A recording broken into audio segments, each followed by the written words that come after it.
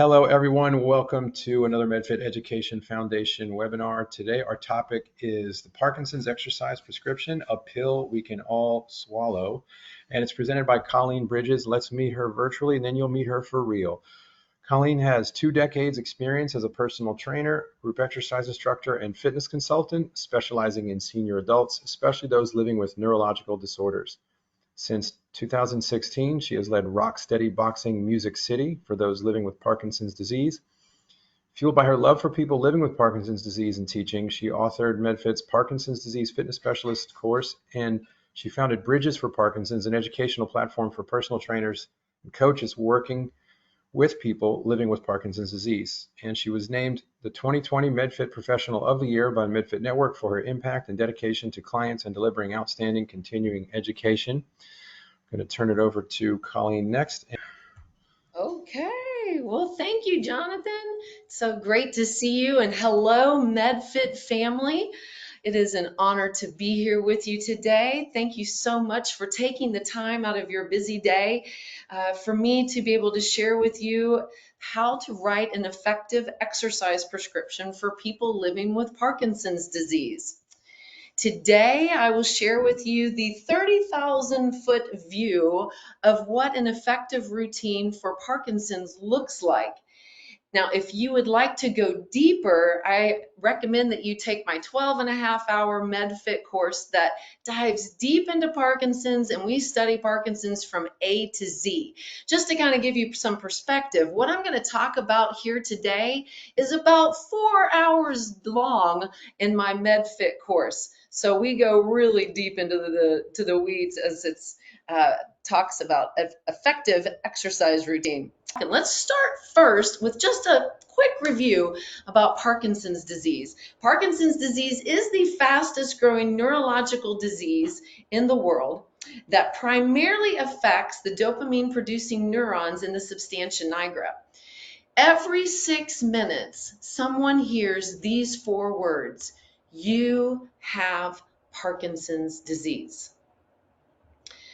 After that, the person rarely hears anything else because the fog of shock and confusion, anger, fear, and anxiety rolls in, and they leave the doctor's office with one destination: the internet. Some of Parkinson's visible symptoms include tremors, muscle rigidity, slowness of movement, postural instability, gait issues. But what you don't see are the secondary symptoms, which include vision issues, softness of voice, swallowing problems, GI disturbances, depression and anxiety, cognition issues, sleep issues, and loss of smell. Filtering through all the information on the internet is overwhelming. That is until they come across you, the Parkinson's fitness specialist. You will be an anchor of hope for your fighters. Yes, I call them fighters. I don't call them patients or clients. To me, they are fighters because they fight in every sense of the word. But they come to you, and you are going to be an anchor for them because you've studied Parkinson's disease and you know how to plan and implement an effective routine. So today, my goal is to ensure that you are equipped to create and teach and deliver a comprehensive exercise routine that not only challenges but empowers individuals to thrive once they've heard those 4 words: you have Parkinson's disease. So let's talk about Parkinson's a little bit more and what you might hear from your fighters or when somebody calls to inquire about your program. I personally get asked all the time by my fighters and care partners, how many days a week should I exercise? Or what is the best type of exercise? Or another question I'm frequently asked is, well, I play pickleball 2 to 3 times a week, and I walk 2 to 3 miles a day, and I garden. So why do I need to come to Bridges for Parkinson's? And you know what? That is a fantastic question. Do you know how to respond to your fighter? I simply tell them that pickleball and walking and gardening, those are wonderful activities, but they simply do not address the overall symptoms of Parkinson's. Our exercise prescription at Bridges for Parkinson's incorporates critical exercises and stretches that address the symptoms of Parkinson's so that they can continue the activities such as walking, pickleball, tennis, whatever it might be, golf, that they love. And truly, once they start our program, it never ceases to amaze me. They always come up to me and go, wow, that was really hard, but I can tell that it's working. So this just strengthens my determination to help as many fitness professionals as possible be prepared to answer these questions, because our fighters are looking to us for guidance that settles that anxiety and brings them hope. Now, as we know, exercise along with medication and a healthy diet does slow down the progression of Parkinson's symptoms and results in neuroplasticity of the brain. And that's a word you all know, but as just a reminder, neuroplasticity implies the brain's ability to change, reorganize, or grow new neural networks. And today I am excited to share with you our exercise prescription that we have seen time and time again work so well for Bridges for Parkinson's fighters. And you can go to my bridgesforparkinsons.com website and read their testimonials.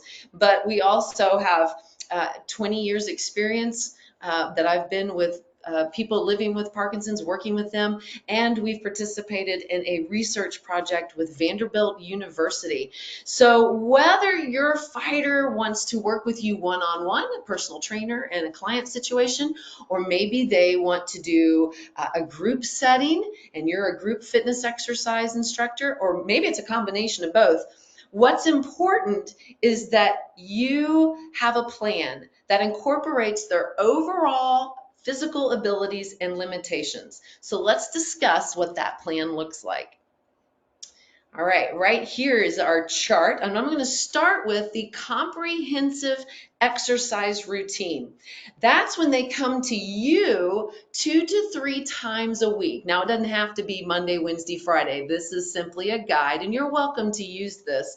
But the comprehensive routine is when they come to you. This is your moment, fitness professionals. This is when your fighters come to you and they are going to get cardio, strength training, balance, agility, coordination, dual, sometimes triple tasking, stretching, fine motor, vocal, and facial drills, all wrapped up in one straightforward, doable, and challenging routine. Now, it's all based, for me, on the forced intense exercise model. Now, what is forced intense exercise? It's not HIIT. It's not high intensity interval training. That's a little different, and I can explain that later. But forced intense exercise is when a fighter comes to a fitness professional like myself or you, and we encourage our fighters to work at a higher intensity than they would on their own, which is considered voluntary. For example, John, you can do 5 more curls, or let's do 10 more punches, or let's make larger range of motion movements with our arm circles, or let's walk or jog or ride the bicycle for 30 seconds more. All of it's done for sure with common sense. Now, you see, when you go that extra mile, not only does it slow down the progression of Parkinson's disease, but some amazing neurological reactions occur, such as protecting brain cells, the increased intensity, pushing just a little bit harder than they would on their own, preserves dopamine producing neurons. It improves their motor function. Forced intense exercise can relieve the severity of their tremors, their rigidity, bradykinesia, and other motor symptoms. It may slow the progression of the disease, like we mentioned earlier. It reduces inflammation, and that's great because chronic inflammation contributes to more severe Parkinson's symptoms. And we'd love for them to have some relief from those for sure. Forced intense exercise also helps with their mood and sleep. The majority of people who come to me do not sleep well. It also reduces stress and anxiety. And I don't know if you know this or not, but 90% of people living with Parkinson's disease deal with depression. So anything that we can do to help them reduce their anxiety and their stress is going to be fantastic. Forced intense exercise will also help with reducing insulin resistance, which insulin causes tremor, rigidity, and bradykinesia. So exercise can help reduce that. And we have so many research studies to support this, and here is one for example. This study tracked 237 patients over a 5-year period. Those who were more active had better physical outcome than those who were less active. Then that makes sense, right? But the higher physical activity levels were strongly associated with better functioning in their activities of daily living, their cognitive processing speed, their posture, their stability, and their gait. Now, with such positive results, this study group decided to expand their research with the hopes of learning whether neuron function improves with forced intense exercise. So they went on to ask the participants to remain in the study and to exercise 3 times a week for 6 months. The result? After 6 months of exercise, researchers discovered the neurons were healthier and produced stronger dopamine signals. Do you know what this means?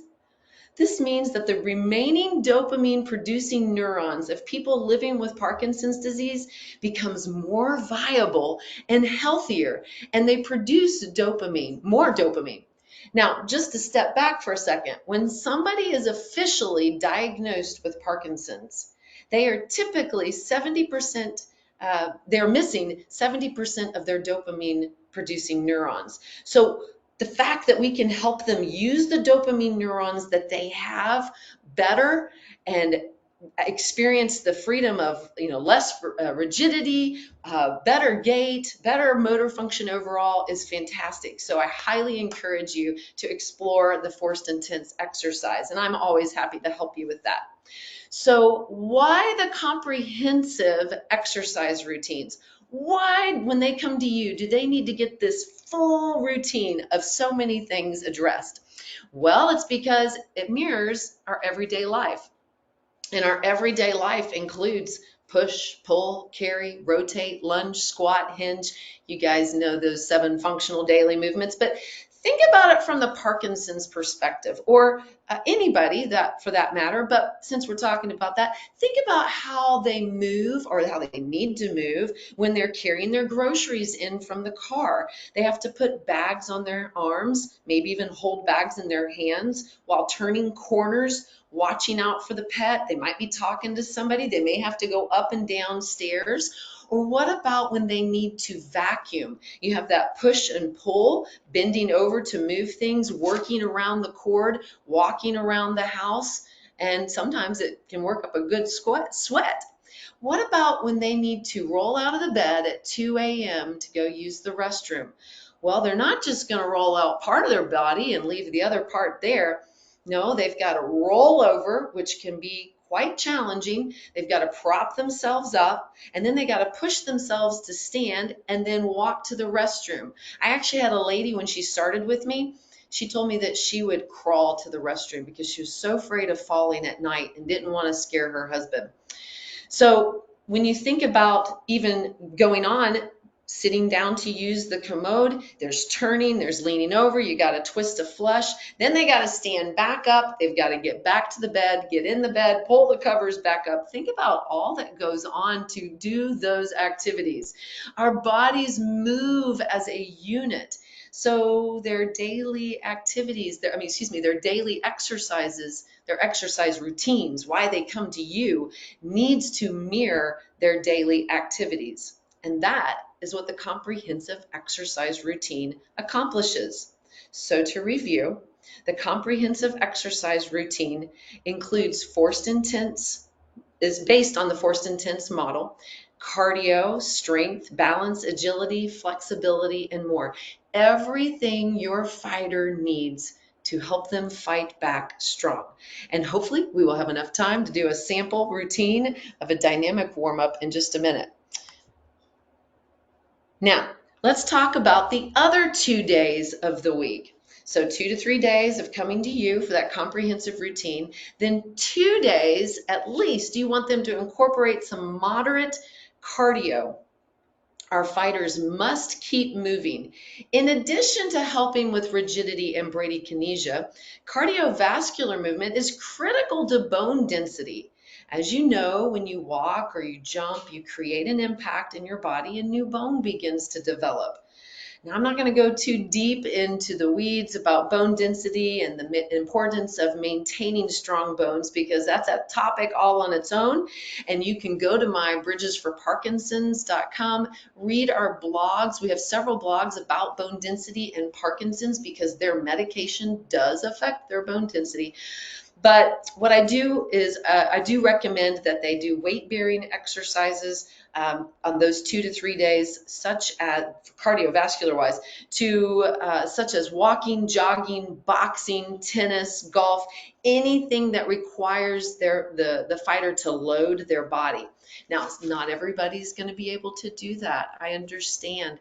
So if they can do biking or an arm ergometer or even a rowing machine, if it's safe and elliptical, then that's great.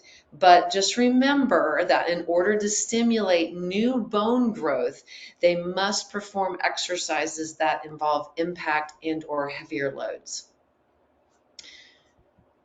Last but not least, we want them to strive for at least 1, possibly 2 days of stretching. Now, in our program, we actually have a class going on in the other room.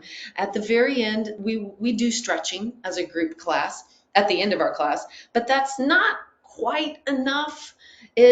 They need more than 10 minutes of stretching. So we actually offer classes focused solely on stretching and opening up the body, such as Tai Chi. We do a power moves class, which if you're familiar with LSVT, that's the sister version of LSVT. We also have a yoga class in our program. And there's numerous reasons why anyone, you, me, our neighbor, should take a class of yoga or Tai Chi. But for the person living with Parkinson's, rigidity and anxiety, that's a good place to start. So according to the University of Kansas Health Services, Tai Chi and yoga, we'll highlight them for a second, they help regulate the activity and connectivity of specific regions of the brain involved in depression and mood regulation, thus decreasing sensitivity and fine-tuning the autonomic nervous system, which enhances the brain's ability to regulate emotion and lower stress. And like I said earlier, anything we can do to help them have less stress in their life, less depression and anxiety will help them in their fight. So just to review, you want them to come to you 2 to 3 times a week for that comprehensive exercise. That's when you're going to do it all. You're going to do the cardio, the strength, the flexibility, agility, coordination, fine motor, vocal, facial drills, all of that. Why? Because most people are not familiar with all of those exercises. They're not familiar with how to do it appropriately, and we don't want anybody to get hurt. Then we want them to get 2 days at least of moderate cardio. Weight bearing style is preferred, and at least 1 day of stretching or Tai Chi or yoga.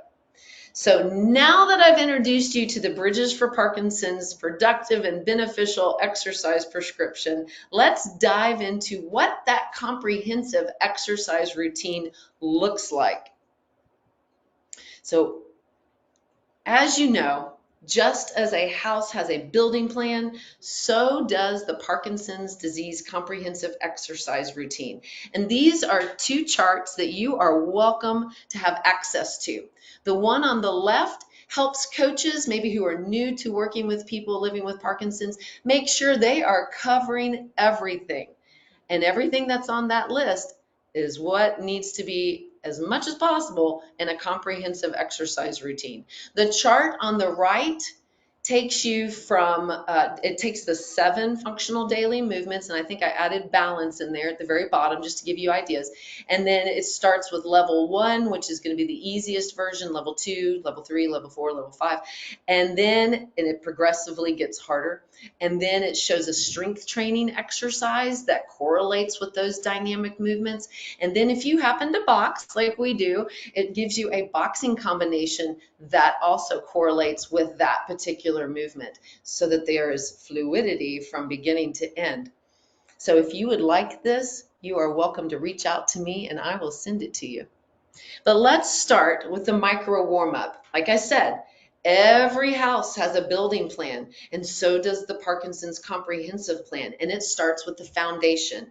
For us, that's the micro warm up. The micro warm up is an opportunity for you to get your fighter's blood to flowing, not out of breath. We're not huffing and puffing at this point, but it also is an opportunity for you as their coach to tune in to their body language, evaluate their movements, and help them turn their focus to the task at hand. And in a group exercise class, you're always going to have some stragglers. So for the latecomers, it's not too distracting. Also, I've noticed that when somebody is brand new, like today, I have somebody starting their first class, it's always a little less anxiety producing when you start with the micro warm up. So, and I also use it as a way to acknowledge anyone in my group classes that I have not spoken to. It's a great way to build rapport with your fighters. But the micro warm up simply starts with a posture check, several deep breaths, and then we work our way down from the top of our head to the tips of our toes, waking up the body and preparing for what's to come. Now, here's a little tip. Since the micro warm-up is the foundation of your routine, then it needs to be the first place your fighters see and perform the exercises they will do throughout the rest of the routine, even if it's an elementary version of the exercise. So that means we are going to address all the primary symptoms of Parkinson's that I mentioned earlier in the micro warm-up.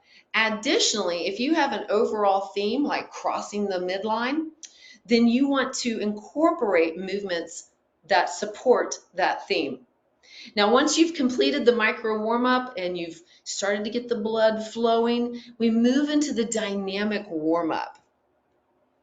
In the dynamic warm-up, you perform a large range of motion dynamic movements that encourage flexibility and what I like to call the wake-up call for strong posture, gait, rotation, agility, speed, strength, fall prevention, and more. And I'm going to give you a tip, coaches. If you teach a group fitness class, a coach-led dynamic warm-up, where you are in front of them and you are leading them, is 10,000 times more productive than a warm-up circuit.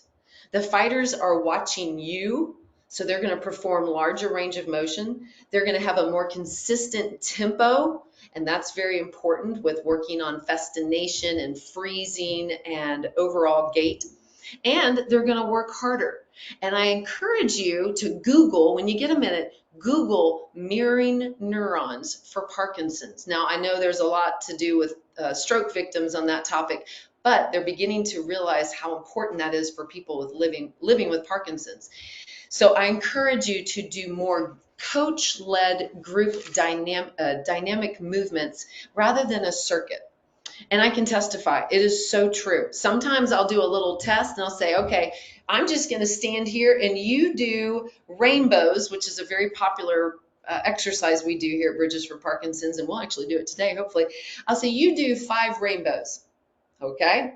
Their movements are smaller, they're not as well coordinated. Then I say, all right, now we together are going to do 5 rainbows.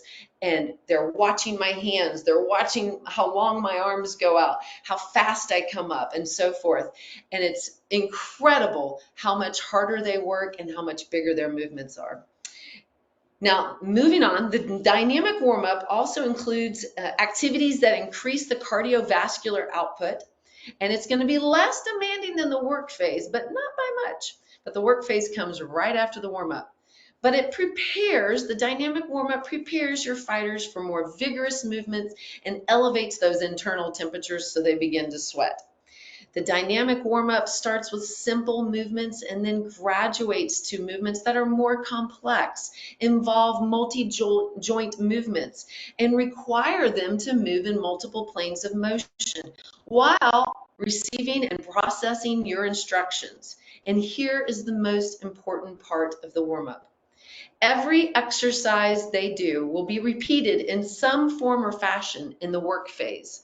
When you think about how important neural patterning is for Parkinson's population, you want to have done something in the micro warm-up and then the dynamic warm-up that is similar to what you plan on doing in the work phase. So for instance, if we're going to be doing squat rows using an exercise tube hooked around a bar, if we're going to be doing squat, stand, pull exercise, then I'm going to do that same movement in my dynamic warm-up minus the actual exercise tube.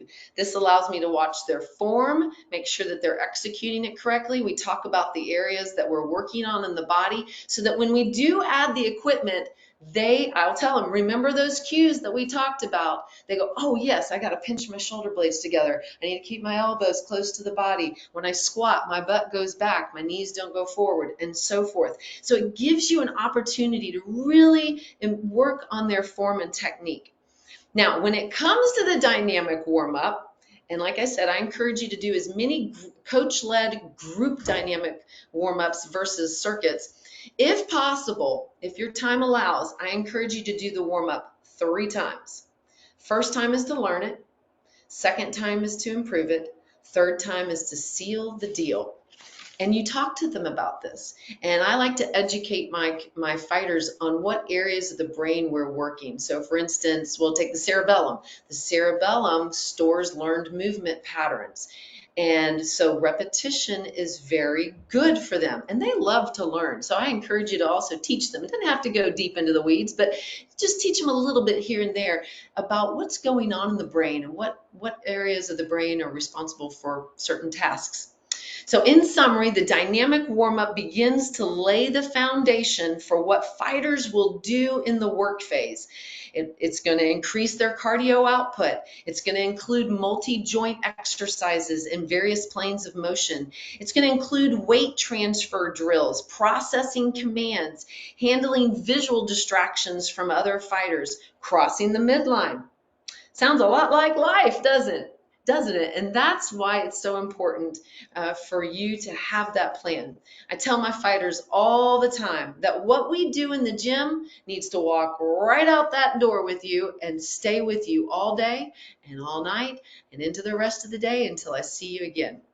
So now we're ready to move into the work phase.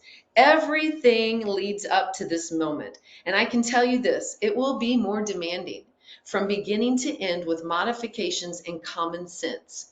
Okay? Here are some highlights about your work phase. It will include cardio, strength, balance, agility, coordination, dual tasking, stretching, fine motor, vocal and facial drills. Looks a lot like what we've already done so far. But this time you can make it harder by combining 2 or 3 of these elements mentioned that I just said into an exercise, whether it's a cardio drill or a strength training exercise. So for example, we box here. If I teach them a boxing combination, I might have them perform the boxing combination and say the combination while they're actually do it, and then do an agility drill, such as maybe step laterally to the other side of the bag where they will repeat the drill and we keep going. Because remember, the benefit of them coming to you is that you get to push them to work harder than they would on their own. They are relying on you to challenge them. Now, when it comes to cardio, we do all kinds of cardio here. We have a little track in our gym that they like to walk or jog on. We have bicycles.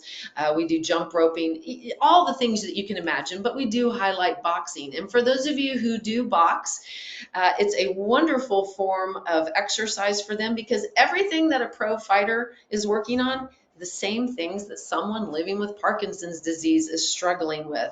But we have to remind them we're not trying to turn them into Joe Frazier or Muhammad Ali.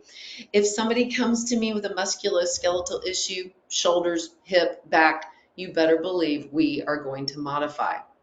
When it comes to your strength training exercises, you want to look back at what you did in your micro and dynamic warm up and pull from there what your exercises, your strength training exercises will look like. And of course, as a reminder, they're going to include those 7 functional daily movements. But at the same time, you can challenge them on those strength training exercises by throwing in a balance or agility, or maybe moving in a different plane of motion, or maybe add a cognition drill like counting backwards from 100 by sevens. That'll make you their best friend. They'll just love you for that one. There's all kinds of things you can do, but you want to definitely use some of the same movements you did in your dynamic warm-up, but then make them a little bit more difficult for them. So basically, what you're doing in the work phase is taking your dynamic warm-up and you are turning the volume up in the work phase. Now, once you've completed the work phase, you begin the transition to the stretch portion of the class or session. Here's a tip. You don't want them to just stop the work phase and go down to the floor. Take a minute to walk around, let the heart rate come down. Sometimes I'll have them do some of our dynamic warm-ups a little bit slower and focus on their breathing. And then I have 2 groups, the ones that like to go on the floor and the ones that like to do the chair stretch. And so I'll lead the floor stretch while another coach leads the chair stretch. And for those who go to the floor, we do keep their heads elevated. We have pads that they put their heads on. And my other big tip for stretching, really, it doesn't matter if they have Parkinson's or not, but the geriatric age group, is we try to stay away from those 1980s stretches. And if you don't know what I'm talking about, just pull up a 1980s exercise class and take a look. You'll see what I mean. But because so many have musculoskeletal issues, I'm very particular about how I keep them, how I stretch them on the floor. I usually keep them on their back their entire time. And this just protects them from hurting themselves. Now, just as a reminder, today I am simply highlighting the most important aspects of an effective program for Parkinson's due to time limitations. With that said, if you would like to see more of what I'm doing, maybe see a full routine, I am happy to send it to you. You can email me at info@bridgesforparkinsons.com. That'll be on the screen again in a minute. And I'll send along a video and the chart that I showed earlier, as well as a routine. But what's important is I hope you've noticed that my routines have an order in them. From micro warm up to the final stretch and everything in between, I write my routines from a neurological perspective. I do not just pick and choose and, oh, that looks really cute, I think I'll do that. No, I love what Dr. Evan Osar said a long time ago. He said, know your systems, not your exercises. And that's really important. Study how your fighters move, the activities of daily living they need to perform, the areas of the brain affected by Parkinson's and what those areas are responsible for, the additional issues that they may be struggling with, and the goals that not only they want to accomplish, but that you would like to see them accomplish. And then, I know we have busy lives, but take the time. Block out your schedule. Mine is every Monday morning. Block out the schedule to sit down and compile this information, sit down and write those routines, what your goals are, to help drive the importance of how much can be accomplished, the hope that there is in exercise. So I want to show you a picture that I share with our new fighters when they come into the program, because it's a little overwhelming, can be a little scary, like what in the world am I getting myself into? But we know that exercise in general has numerous benefits. But this isn't a picture, it was actually a video, but we weren't able to do it, show it as a video, so I showed it as pictures, that I show to my new fighters because it helps bring them hope and to see that what they're doing has a purpose. And you've probably seen this. It's neuroplasticity in action. If you're looking at the picture on the far left, that's that neuron. It's reaching out to the other neuron. It's trying to make a connection. And when they are involved in your classes, your personal training sessions, and you are giving them that comprehensive routine, and then as best as they can, they're doing the 2 days of cardio and the day of stretching, what you're going to see happen over time is the picture on the far left. I love this. I encourage you to look up this video because it's just fascinating to watch. But what happens is that exercise releases chemicals like dopamine, which they kind of sort of need, endorphins, serotonins, and more. There's protein release. Exercise releases proteins that promote the growth of new neurons and keep the ones that they have healthy. It also enlarges brain regions. Exercise can increase the volume of the parts of the brain that control memory and thinking, such as the prefrontal cortex and the medial temporal cortex. There's so many benefits, and sometimes seeing it in the picture brings it to life, and they go, that okay, I can do this because I know that's what's happening in there when I focus on my exercise. I go back to exercise is a dose of medicine. You have to take your medication on time, every time, but you've also got to take your dose of exercise, and it too has a prescription. With that said, I would like to take a second, well, more than a second. I'm going to take you through just a sample of a micro warm up and a sample of a dynamic warm up. I'm not going to do any strength training or boxing today, but what you can do is take these exercises and then imagine, create, sit down and think about how you would take the exercises we're about to do and turn them into a strength training exercise. So for a minute, I am going to stop sharing my screen so that you can see me. So today joining me, I have Coach Michelle, and she's going to do the chair version of what I'm going to do in the standing version. We're going to back up right over here.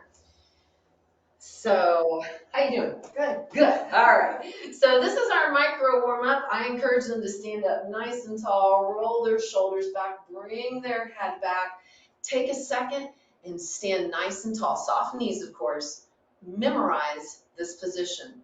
5, 4, 3, 2, and 1. Now take a deep breath in, breathing all the way down to the lungs, at the bottom of the lungs, and exhale.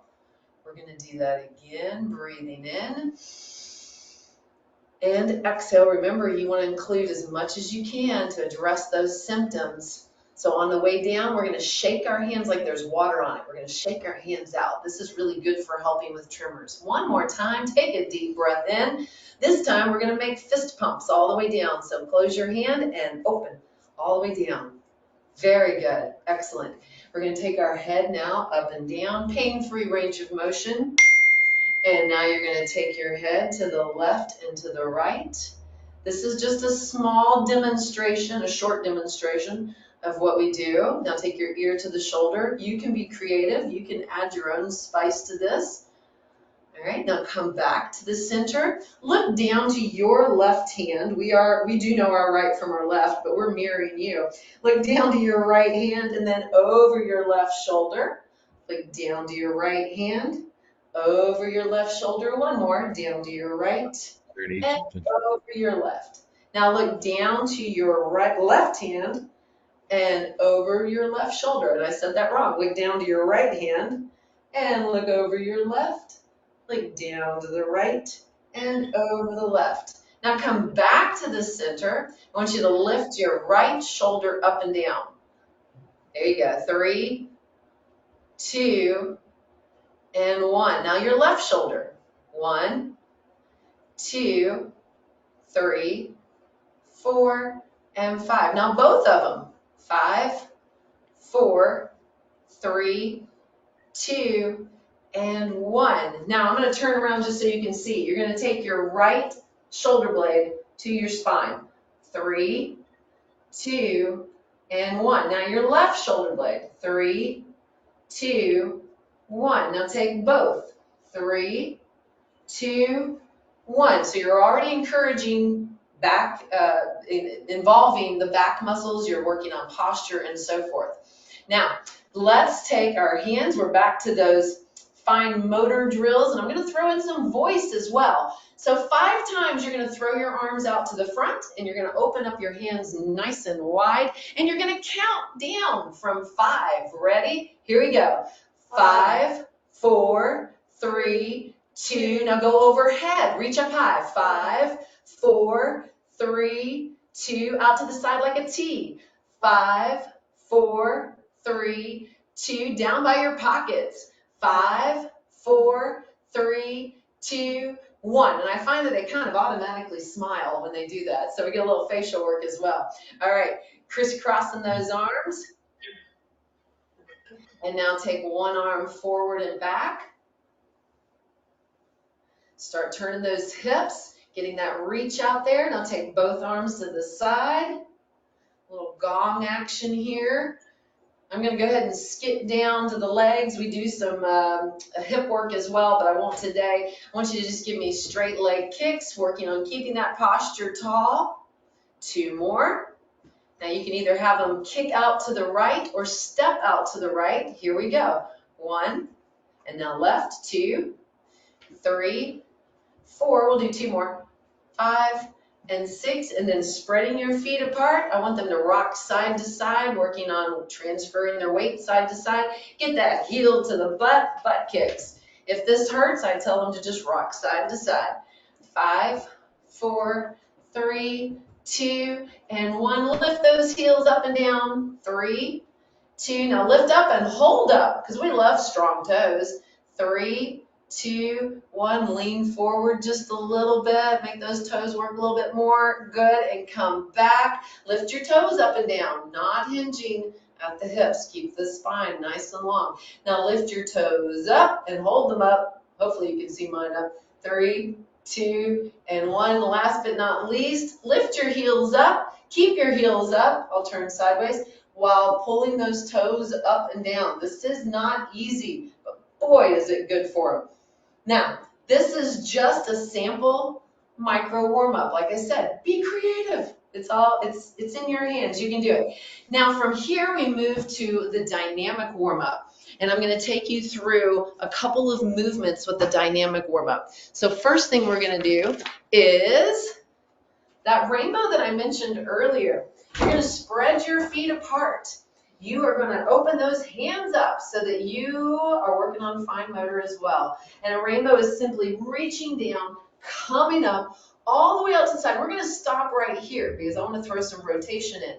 You're going to take your right arm and you're going to close to the left and then open, close to the right, and open. Now we're going to pick up the speed. Here we go. Reach down, come up, stop at the T, close to the left, open, close to the right, open. Again, reach down, come up, T, close, open, close, open. Down, up, long arms, rotate, open, rotate. Last time, here we go. Reaching down, powering up through those legs, close, open, close, open. Very good. Feet together. Now, this is going to be a half jack. There's all kinds of ways you can embellish this, but we're going to do the simple version today. Take your right arm and your right leg, and you're going to step out. Now, a lot of times, people want to just tap out like this, and that's fine, but I encourage them to go ahead and transfer that weight because they got to push back to center. 2 and 1. Left side, go. And you'll notice that I try to have as little time in between cues, like going from one side to the other as possible. And stop. That was 6. Now, the next exercise, I got to look at my sheet here, is we're going to do a diagonal step with the row like we did earlier. We pinched our shoulder blades in the micro warm-up. So I'm going to turn my back to you. What I'm going to do is I'm going to take my right foot and I'm going to step to 2 o'clock and I'm going to reach both arms out over that leg and then pull back and pinch those shoulder blades. Then I'm going to step to 10 o'clock and pull back. So, standing up nice and tall, arms out in front, right foot to 2 o'clock. Let's go. Here we go. Step out, pull and pinch. Step left, pull and pinch. Reach out, pull and pinch. Lean over that leg a little bit more. This is where you really want them to work on fall prevention. This is deceleration work. We're going to do 2 more and 1 more. Very nice. Excellent. Next, hold those arms straight out in front of you. If you notice so far, we're moving in different planes, okay? And that's good. We want to do that. So now you're going to take your right foot and you're going to pick it up and you're going to turn it 90 degrees and you're going to open both arms to a T, okay? So from the side, it looks like this, okay? So here we go. Arms out in front of you, right foot, and go. Step and open, push back. Left side. Can you see how good this would be for rigidity? Opening up that body. When they can open up their body, they're going to breathe better. They're going to think better.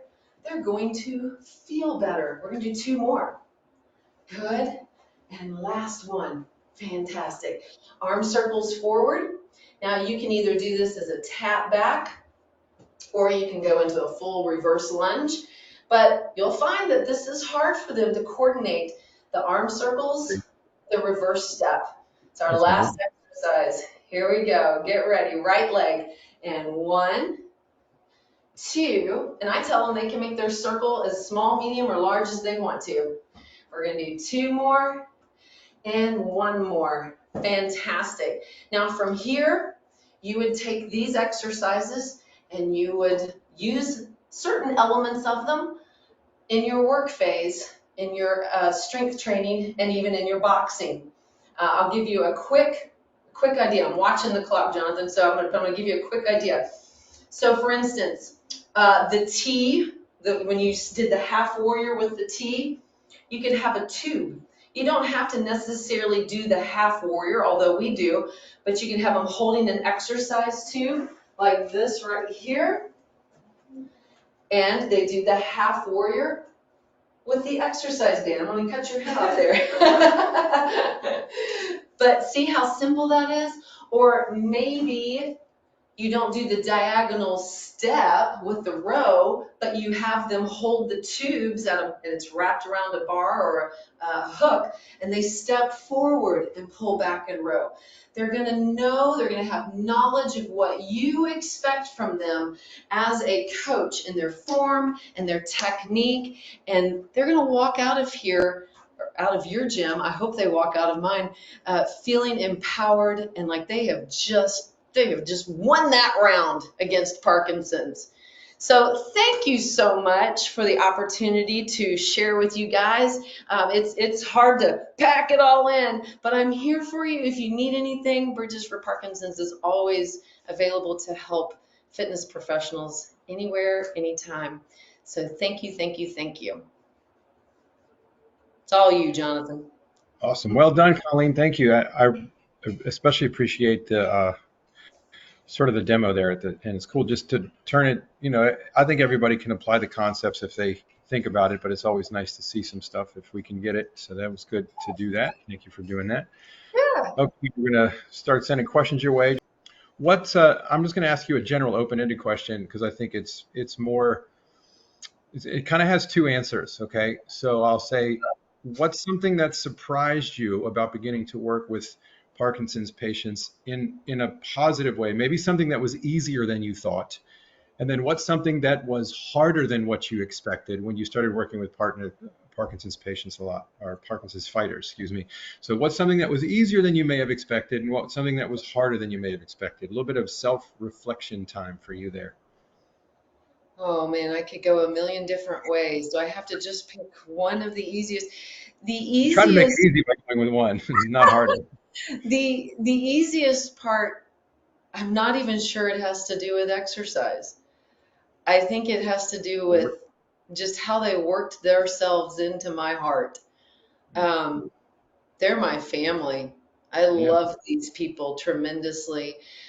And I honest to God, I can't imagine my life without them. So they worked themselves into my heart quite easily, and I think Michelle would say the same thing. Hmm. As far as maybe on the physical side, the personal training side, it's how much they want to fight. I don't have to make them fight. They just want to because they know that it works. We have such a tight community here that when somebody new comes in, I really don't even have to do anything. They kind of, they take over them and like, yeah, well, you need to take this class and you need to do this and you need to go to this support group. And you see this light come on in their life where maybe the light's been, the candle has been blown out because they think that they have Parkinson's, that's the end of the world, but they Yeah. realize that it's not. The hardest part on the emotional side would be seeing losing someone. We become very, very close to them, and that's always really hard. I would say the other part is, I don't know, what's the hardest part for you? Like sleep and things That's like hard that. enough. Well, Like yeah, and affects their day to day yeah, so seeing much. how the disease progresses and it affects their, Michelle was saying how it affects their day to day.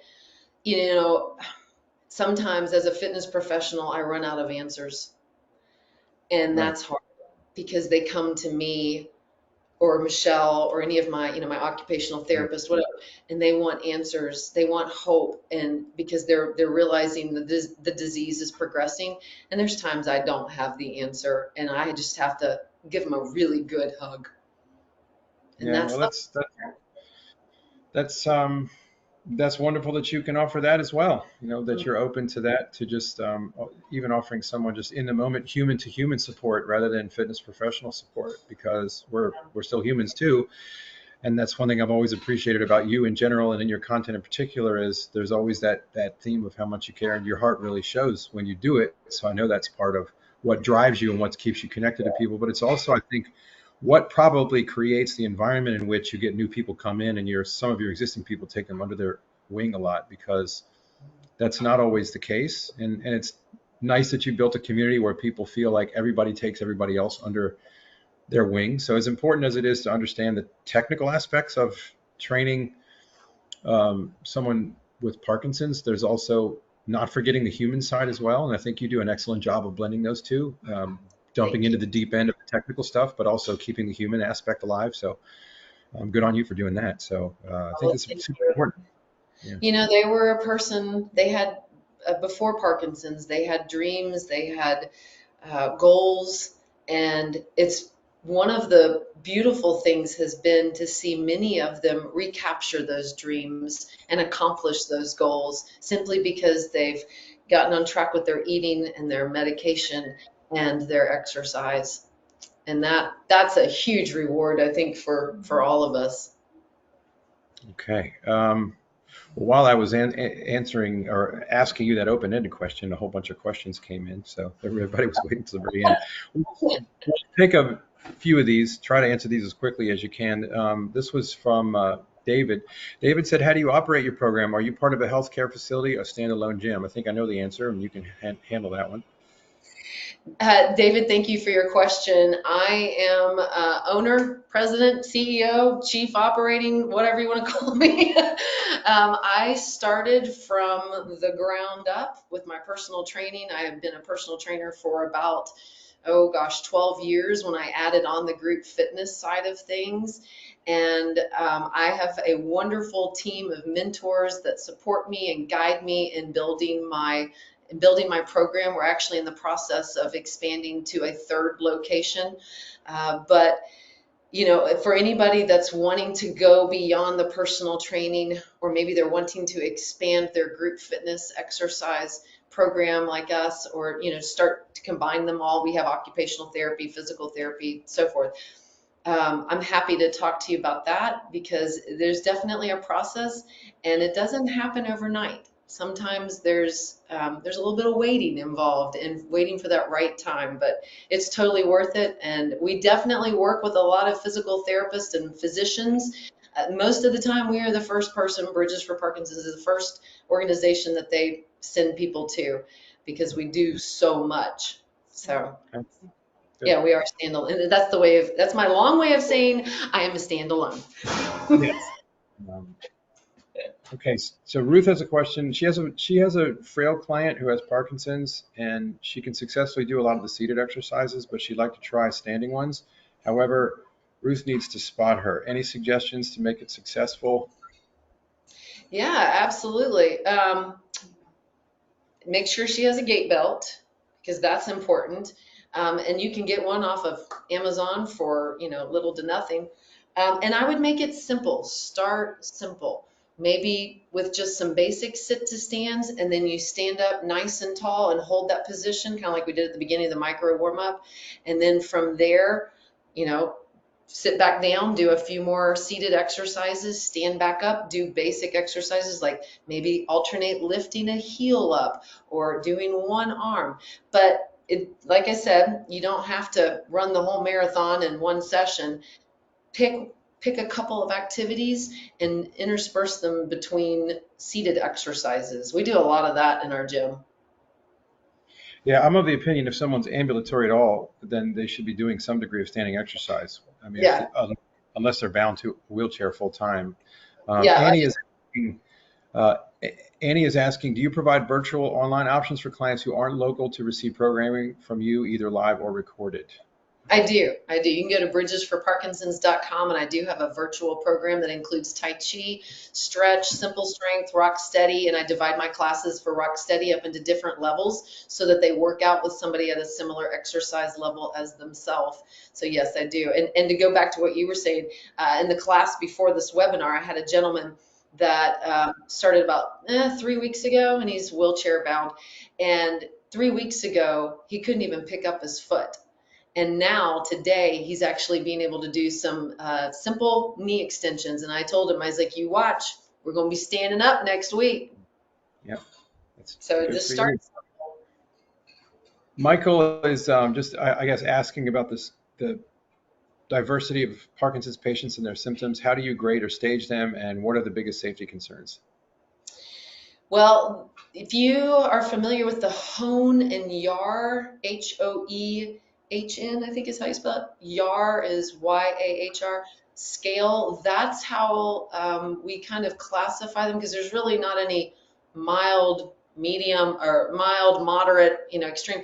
So we use the Hone and Yar scale, which goes from 1, which is newly diagnosed.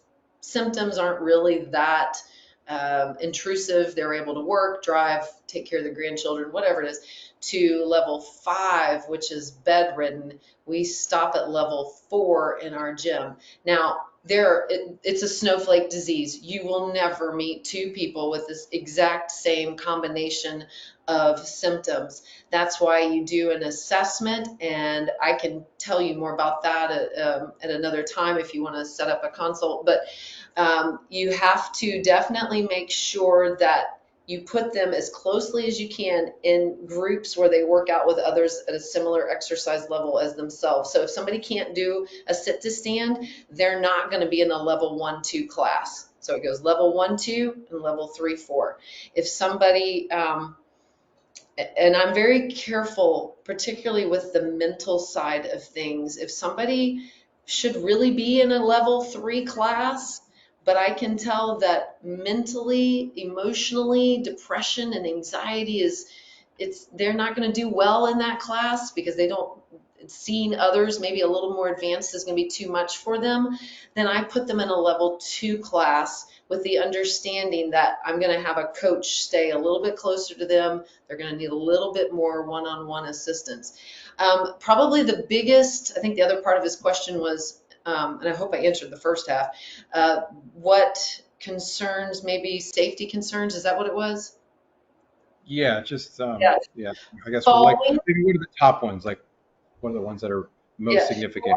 We probably have to wrap pretty quickly. So Yeah, obviously falling is a major concern. So you always have to be really careful. And I have some that, oh, they don't like it when I put that gait belt on them. But I tell them it's for their safety. And I need to know, yes, I know you can stand up and sit down, but your balance is getting to where I'm nervous to have you without that ability for me to stop you. I would say that, and for those who hallucinate. There are times when somebody will be in class and they're having a hallucination. So just knowing how to deal with that and be very calm and talk them through that and just roll with the flow there. Um, Other concerns would just be using common sense with the other issues that they deal with. They have Parkinson's, but good Lord, many of them have so many other issues from, fused backs to they got a torn rotator cuff they don't want to do surgery on, and maybe they got a knee they need to have replaced, but they're not going to do it. So just having common sense in how to train them and keep them moving without hurting them. Good. Okay. Mhm. Awesome. Thanks for all that, Colleen. Yeah. I could Got a go nice, on got a and on. nice, got a nice note from Richard. He said, really enjoyed it. Definitely taking the course with a 50% off discount. So that's good to hear. Yay! Everyone, first I want to thank you, Colleen, for sharing your time and expertise with us today. And everyone who attended, thank you for giving us the gift of your time. We know it's Yes. valuable, so we hope this was valuable to you in your professional or even personal pursuits. So we'll hope to see you on our next webinar, December 3rd. And thanks, Colleen. I'm going to turn it over to you to offer any parting pearls of wisdom you'd like to share with everyone, and then we'll sign off for the day. Well, thank you so much for taking your time to learn more about Parkinson's and how to plan and conduct an effective routine. Your fighters will thank you. If you need anything, I love working with our coaches around the country. My email address is info@bridgesforparkinsons.com, or you can go to bridgesforparkinsons.com and contact me through my website. But let me know how I can help you. I appreciate what you are doing in your community. We love our Parkinson's fighters. Thank you for being their anchor and helping them on their journey with Parkinson's. With that said, the way we close out our class is we bring a hand in, and Jonathan, you can do this with me. And Michelle will do it with me too. On the count of three, we say, I am a fighter. 1, 2, 3. I am a fighter. Have a great day. Bye, everyone. Bye.